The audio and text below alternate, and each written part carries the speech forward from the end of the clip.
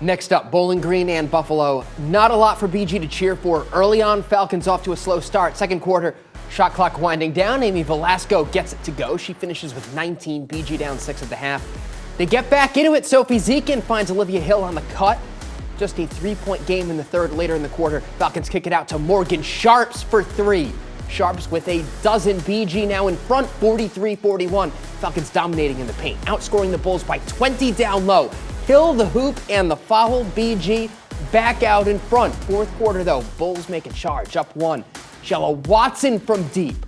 4 triples for Watson, a game-high 24 points. Buffalo up 54-50, but the Falcons rally. Paige Kohler takes command, driving and scoring. Freshman with 19. Falcons tie it up. Under 20 seconds to go. BG's got the ball. Down 2. The pass stolen by Buffalo's Rana El Husseini. Her free throws clinch the win. Falcons fall 70-64. Mark Kuntz rejoins us as a season full of adversity finally hits a hurdle they couldn't clear.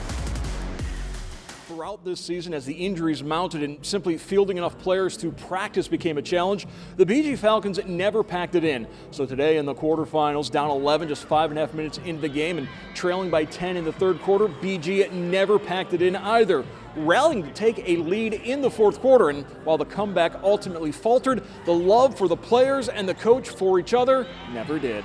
One thing about this team is we have fight, and we're never going to give up. We're going to give it our all. Play as hard as we can for every possession. I loved getting to play for Coach Red. He will push you to your limits, but in a good way. He cares. He wants to get the most out of you, but then he'll also have your back and support you in the ways that he can. And he just sees so much potential in each individual in our team, and he knows where we can be, and he wants us to be there. Getting to be coached by him has been hard, but it's been a joy. I love my team. They are great people who gave their all the entire season. You know, odds were stacked against us with sometimes we had, not sometimes, all the time, we had more people in street clothes than we did on the bench. You know, playing 30-plus minutes per game and giving every ounce of energy and effort they had.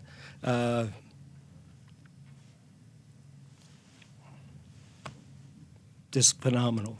Buffalo's Rana El Hassani is observing Ramadan, fasting throughout daylight hours, making her 17.5 rebound and 2 steal performance all the more remarkable. It's like a crazy feeling where I just feel like I'm just, I walk by God and everything that I do is with the strength of God. And, you know, when you're in that moment, you don't rely on anything besides the faith of God to get you through these moments. And all I wanted to do was just prove that you can do something like that and do it on no food and water. And we did. We pulled it out. I just leaned on my teammates more than ever, and we got it done.